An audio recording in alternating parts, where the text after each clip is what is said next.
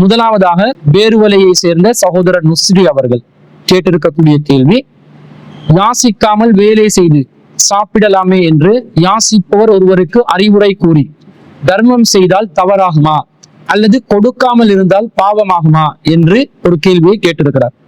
அதாவது சிலர் யாசகம் கேட்டு வருவார்கள். இந்த காலகட்டத்துல அதிகமான மக்கள் யாசகத்தில் இருப்பதை நாங்கள் பார்க்கிறோம். ஒவ்வொரு தெருக்களிலும், ஒவ்வொரு கடை வீதிகளிலும், ஒவ்வொரு டிராபிக் லைட் ஜங்ஷன்களிலும் யாசகர்கள் அதிகமாக இருப்பதை பார்க்கிறோம். அந்த மாதிரி யாசகர்களை பார்க்கின்ற நேரத்துல அவர்களுக்கு தர்மம் கொடுப்பதா இல்லையா என்று சிந்திக்கக்கூடிய விதத்தில் ஒரு தர்ம சங்கடமான ஒரு நிலைக்கு நாங்கள் உள்ளாகுகிறோம். ஏனென்று சொன்னால், அந்த யாசகத்தில் வருபவர்களுடைய தோற்றத்தை பார்க்கின்ற நேரத்துல அவர்கள் உழைத்து சம்பாதிக்கக்கூடிய ஒரு நிலையில் இருப்பார்கள் சில பேர். ஆனா உழைக்காமல் யாசகத்தில் இருப்பார்கள்.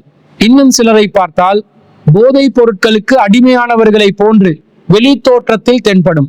இத்தகைய நிலையில் யாசகம் கேட்பவர்களுக்கு யாசகம் கொடுப்பதா இல்லையா என்று ஒரு தர்ம சங்கடமான நிலை உருவாகும். இன்னும் சிலரை பார்த்தால் அவர்கள் பெண்களாக, குழந்தைகளை சுமந்தவர்களாக ஒரு விதமான சென்டிமெண்டாக நம்மை அணுகி, பசியாக இருக்கிறது, உணவுக்காக காசு தாருங்கள் என்று கேட்கின்ற நேரத்துல திட்டமிட்டு ஏமாத்துவதற்காகத்தான் இந்த காசை கேட்கிற மாதிரி ஒரு தோற்றம் நமக்கு விளங்கும். இந்த நேரத்துல யாசகம் கொடுக்காம இருக்கலாமா? அவங்களுக்கு அறிவுரை சொல்லி நல்ல மாதிரி நீங்க உழைச்சி சம்பாதிங்க, இந்த மாதிரி யாசகத்துல இருக்காதீங்க என்ற மாதிரி சொல்லி அவர்களை அனுப்பலாமா? யாசகம் கேட்பவர்களுக்கு சதக்கா செய்யாமல் அனுப்பலாமா என்ற மாதிரி ஒரு கேள்விதான் கேட்கிறாங்க. இது நடைமுறையில நாங்க பார்க்கக்கூடிய ஒரு விஷயமாக இருக்கிறது.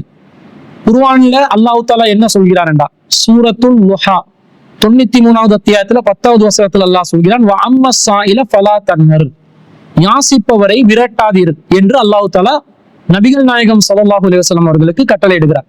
இப்ப யார் யாசகத்துக்கு வர்றாங்களோ அவங்களை நாங்க விரட்டிடக்கூடாது, திட்டி தீர்த்தோ விரட்டக்கூடாது. யாசிப்பவர்கள் வந்தால் அவர்களோடு நாங்கள் ஒரு நல்ல முறையில் நாங்கள் நடந்து கொள்ள வேண்டும், ஒரு கண்ணியமான முறையில் நடந்து கொள்ள வேண்டும் என்பதை இந்த வசனத்திலிருந்து நாங்கள் விளங்கி கொள்கிறோம்.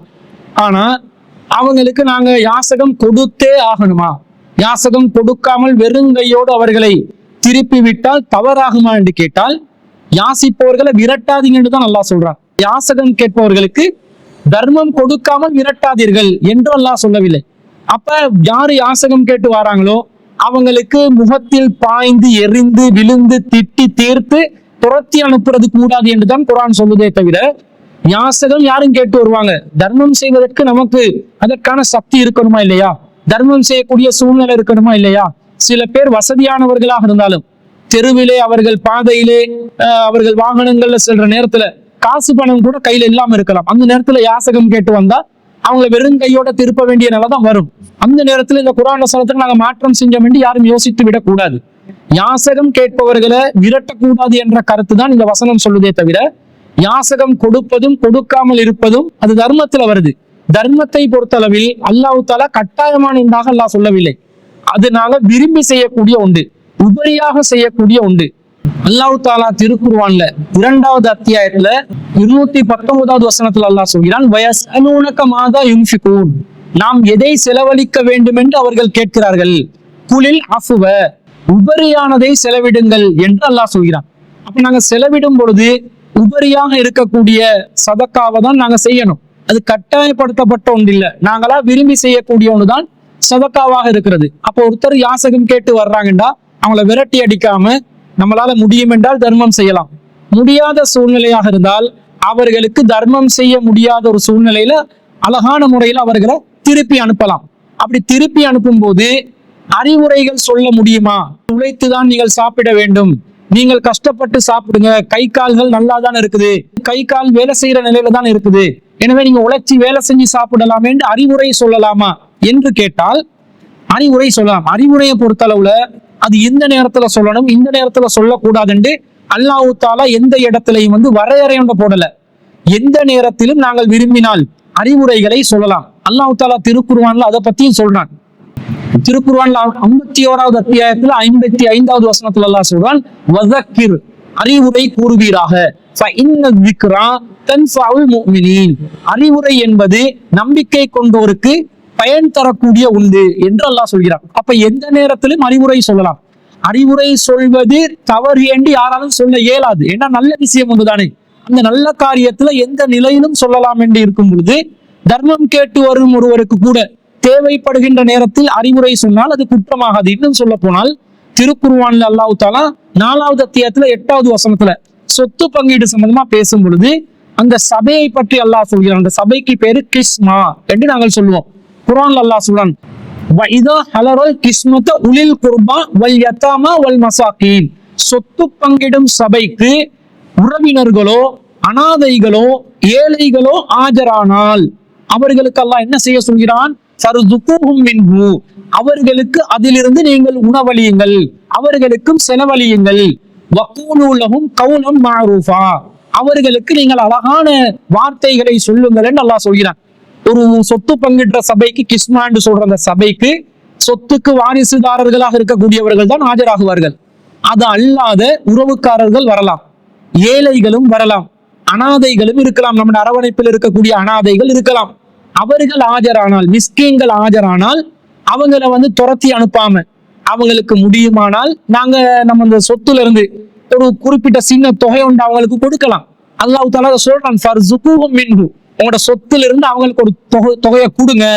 அதே போன்று வக்கூலு லஹும் கௌலன் மஅரூஃபா, அவர்களுக்கு அழகான வார்த்தைகளை சொல்லுங்க என்று அல்லாஹ் சொல்கிறான். இப்ப யாசகர்களாக வரக்கூடியவர்களுக்கு தர்மம் செய்யலாம், தர்மம் செய்யாமலும் இருக்கலாம். தர்மம் செய்யும் போது அறிவுரை கூறலாம், அறிவுரை கூறாமலும் இருக்கலாம். அது நம்முடைய விருப்பம். ஆனா அவங்களை விரட்டி அடிச்சு ஏசக்கூடாது, திட்டக்கூடாது என்றது இதுல இருந்து விளங்குது. அதே நேரத்துல நாங்க அறிவுரை சொல்கிறோம் என்ற பேர்ல யாசகம் கேட்டு வருபவர்களை நோவினம் செய்து கொண்டு இருக்கக்கூடாது என்பதை அல்லாஹ் தஆலா குர்ஆன்ல சொல்றதை பார்க்கிறோம். பொதுவாக தர்மம் செய்யக்கூடியவர்கள் எப்படி நடந்து கொள்ளணும் என்றது அல்லாஹ் குர்ஆன்ல சொல்றான். சூரத்துல் பக்கரால 264வது வசனத்துல அல்லாஹ் சொல்றான், யா அய்யுஹல்லதீன ஆமனூ, நம்பிக்கை கொண்டவர்களே, லா துபுத்திலு சதகாத்திக்கும் பில் மன்னி வல் அதா, நீங்கள் உங்களுடைய சதகாக்களை சொல்லி காட்டியும் தொல்லை கொடுத்தும் பால்படுத்தி கொள்ளாதீர்கள். கல்லதீ யுன்ஃபிகு மாலஹு ரிஆ அன்னாசி வலா யுமினு பில்லாஹி வல் யௌமில் ஆகிர், எவனொருவன் அல்லாஹ்வையும் மறுமை நாளையும் நம்பாது பிறருக்கு காட்டுவதற்காக தர்மம் செய்வானோ அவனை போன்று உங்களுடைய தர்மங்களை நீங்கள் பால்படுத்தி கொள்ளக்கூடாது. எதை செய்து?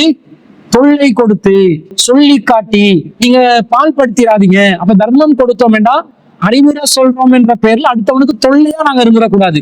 தொல்லை இல்லாத விதத்தில் அறிவுரைகளை சொல்வதற்கு மார்க்கம் நமக்கு அனுமதித்திருப்பதை இதன் மூலம் பார்க்கிறோம். ஆனா என்னதான் இருந்தாலும் இந்த யாசகம் என்பது ஒரு நல்ல விஷயமா, பிறரிடம் கையேந்துவது ஒரு நன்மையான காரியமா, இஸ்லாமிய மார்க்கம் அதை அனுமதிக்குதா என்று கேட்டால், இஸ்லாம் ஒரு குறிப்பிட்ட சில நிபந்தனைகளுக்கு உட்பட்ட நிலையில், நிர்பந்தமான நிலையில் இருப்பவர்களுக்கு மாத்திரம்தான் யாசகத்தை இஸ்லாம் அனுமதிக்குது.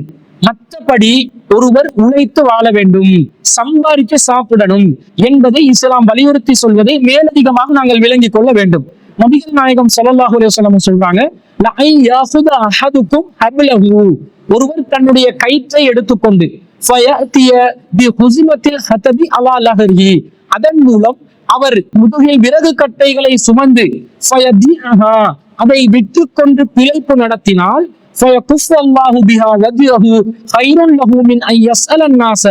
அவர் பிறரிடம் யாசகம் கேட்பதை விட விறகுகளை சுமந்து வெற்றி பிழைப்பு நடத்தி அவர் சம்பாதித்து வாழுவது அவரை இழிவான நிலையிலிருந்து அவரை பாதுகாக்கும். ஏனென்றால் இவர் யாரிடம் கேட்கிறாரோ அவர்கள் தரவும் செய்யலாம், தராமலும் இருக்கலாம் என்று நபி ஸல்லல்லாஹு அலைஹி வஸல்லம் அவர்கள் சொன்ன செய்தி ஜுபைர் இப்னுல் அவ்வாம் ரலியல்லாஹு அன்ஹு அவர்கள் அறிவிக்கக்கூடிய செய்தி புகாரில 1471வது செய்தியா பார்க்கிறோம். அப்ப யாசகம் கேட்காம சிறந்த வழி என்ன? நாங்க ஒரு கயிறை எடுத்து விறகுகளை முதுகுல சுமந்து அதை விற்று பிழைப்பு நடத்தி நாங்க வாழ்றதுதான் நல்லது. விறகு விற்றாவது விறகு சுமந்தாவது நீங்கள் வாழ்க்கையை ஓட்டுங்களே தவிர அடுத்தவங்க கிட்ட கையேந்த வேணாம் என்று ரசூலுல்லாஹ் சொல்றதை பார்க்கிறோம். அதே போன்று இன்னொரு செய்தியில ரசூலுல்லாஹ் சொல்றாங்க, மா அக்கல அஹதுன் தஆமன் கத்து கைரன், ஒருவனுடைய உணவு ஒருபோதும் சிறந்ததாக இருக்காது. எப்படிப்பட்டது உணவாக இருக்க வேண்டும்? நீ ஐயகுலமின் அமளி அதிகி, தனது கரத்தால் உழைத்து சாப்பிடும் உணவை போன்று ஒரு சிறந்த உணவு எதுவும் இருக்காது.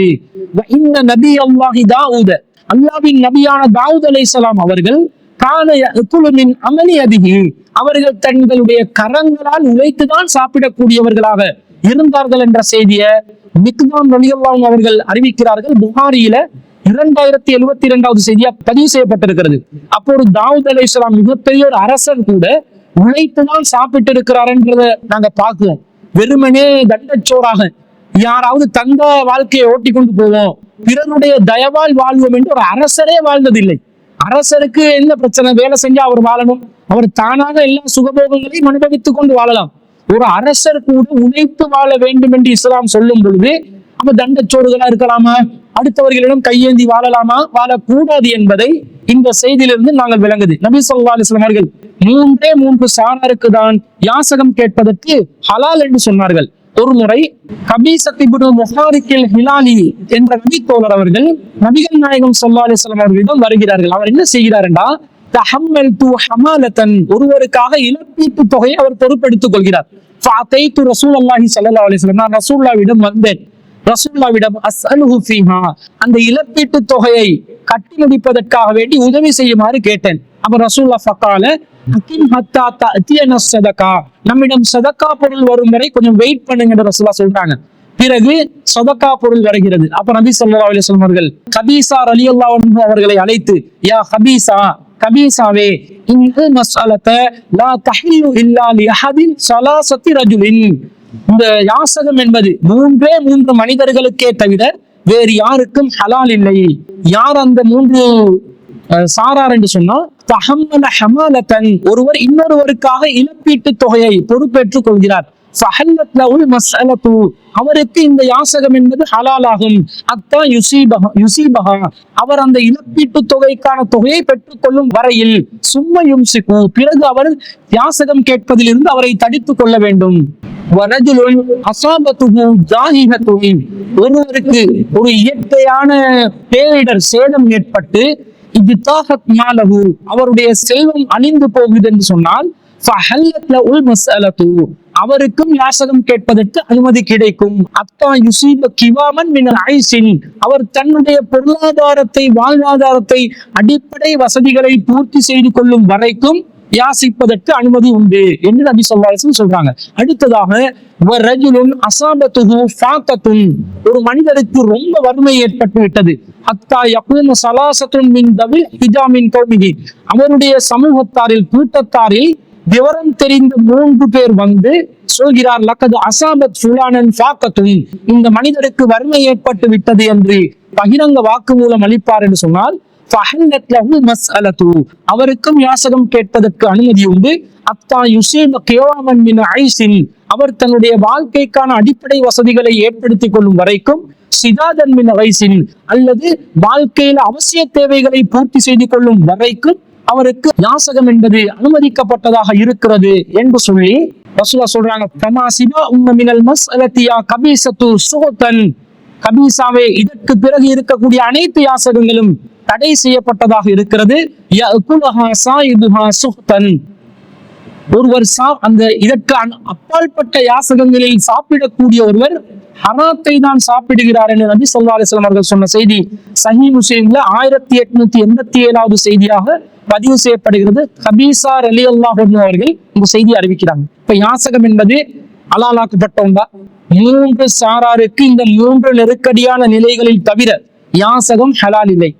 ரோட்ல பிச்சை கேட்கிறவங்க யாசகத்தில் இருப்பவர்களும் சுயமரியாதையை பேணக்கூடியவர்களாக இருக்க வேண்டும். வேற வழியே இல்லை, வாழ்வாதாரத்துக்கு வேற அடிப்படையே இல்லை என்று சொன்னா மட்டும்தான் பிறரிடம் கையேந்தலாம். அதே நேரத்துல இது ரோட்ல இருக்கிறவங்களுக்கு மட்டும் இல்ல, வீதியில தெருக்கல்ல இருக்கிறவங்களுக்கு மட்டும் இல்ல, வீட்டிலையும் இருந்து கொண்டு அவர்கள் அடுத்தவர்களிடம் தன்னுடைய சொகுசான வாழ்க்கையை மேன்மைப்படுத்திக் கொள்வதற்காக பிறரிடம் கையேந்தக்கூடிய சிலர் வீட்டிலிருந்து சாப்பிடுவார்கள். அப்படிப்பட்டவர்களும் இந்த யாசகத்தின் மூலமாக ஹலால் அல்லாத ஒன்றை தான் சாப்பிடுகிறார்கள் என்று நபி ஸல்லல்லாஹு அலைஹி வஸல்லம் அவர்களுடைய செய்திகள் இருந்து நாங்க பாக்குறோம். அப்ப தெருக்கல்ல யாசகம் கேட்பது இஸ்லாமிய மார்க்கம் நமக்கு அனுமதிக்கவில்லை. நிர்பந்தமான சூழ்நிலையில் ரொம்ப வறுமைக்குட்பட்ட நபர்களுக்கு மாத்திரம் இந்த நிபந்தனைகளின் அடிப்படையில யாசகம் கேட்கலாம் என்று இஸ்லாம் ஹலால் செய்கிறது. அவர்களுடைய வாழ்க்கைக்கு அடிப்படையான வசதி ஏற்படும் வரைக்கும் தான். ஆனா இன்னைக்கு நிறைய பேரை பாக்குறோம், யாசகம் கேட்பவர்களுடைய பேங்க் அக்கவுண்ட்ல லட்சக்கணக்கில் காசு இருப்பதை பாக்குறோம். சாதாரண ஒரு குடிமகனுடைய வருமானத்தை விட யாசகம் கேட்பவர்களுடைய வருமானம் அதிகமாக இருக்கிறது. இலங்கையில சராசரியாக யாசகம் கேட்கக்கூடிய ஒருவருடைய ஒரு நாளின் வருமானமாக 3000 ரூபாய் இருப்பதாக சில செய்திகள்ல 5000 ரூபாய் ஒரு நாளின் வருமானமாக கணித்து இருக்கிறார்கள். அப்ப எவ்வளவு ஒரு சம்பாத்தியம் அவங்க சம்பாதிக்கிறாங்க.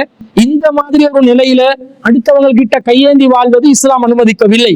உழைச்சி கை கால் நல்லா இருந்தா, முடமா இல்லாட்டி நல்ல உழைக்கக்கூடிய நிலையில இருந்தா அவர்கள் தாராளமாக உழைத்து சாப்பிடுவதுதான் சிறந்த வழிமுறையாக இஸ்லாமிய மார்க்கம் நமக்கு கற்றுத்தருகிறது. அப்படி அல்லாத நிலையில நிர்பந்தத்துல வரவங்க யாசகம் கேட்கலாம். அவர்களை விரட்டி அடிக்காம தர்மம் செய்ய வசதி உள்ளவர்கள் தர்மம் செய்யுங்கள், தர்மம் செய்ய முடியாதவர்கள் முடியாது என்ற அழகான சொற்களின் மூலமாக அவர்களுக்கு அறிவுரை சொல்லி அனுப்புங்கள். தர்மம் செய்தாலோ செய்யாவிட்டாலோ அழகான மொழியில் அழகான வார்த்தைகளில் அறிவுரை சொல்லி அனுப்புவதற்கு மார்க்கத்தில் அனுமதி இருக்கிறது என்பதை இந்த செய்திகளிலிருந்து நாங்கள் விளங்கிக் கொள்கிறோம்.